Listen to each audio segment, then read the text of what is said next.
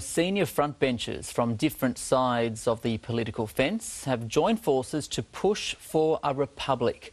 Wayne Swan and Malcolm Turnbull have tried to kickstart a fresh debate on whether there should be an Australian head of state. They came to help launch a book about republicanism. They hope they've reignited a national debate.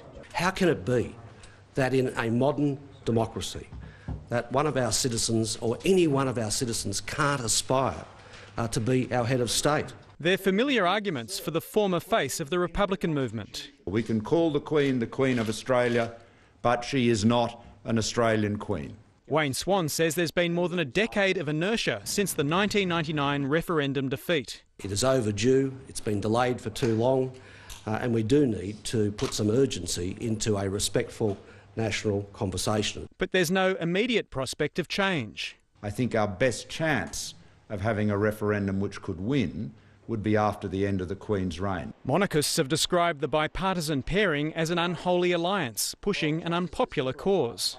Support is so low that you couldn't possibly mount a campaign for a referendum, and even for a plebiscite it would come out as a disaster. Republicans are proposing extensive community consultation and a yes or no plebiscite before a referendum's held. That could take years. It's not something we would rush, and it's not something that where you'd want to jump to the end point. You've got to start at the right place. Malcolm Turnbull's proposed holding an online interactive plebiscite, where you can engage people, explain the issues. Others say the push for a republic isn't a personal attack on the Queen. As rich English women go, I'm sure she's lovely, but I'm a Republican. I believe Australia should be a republic.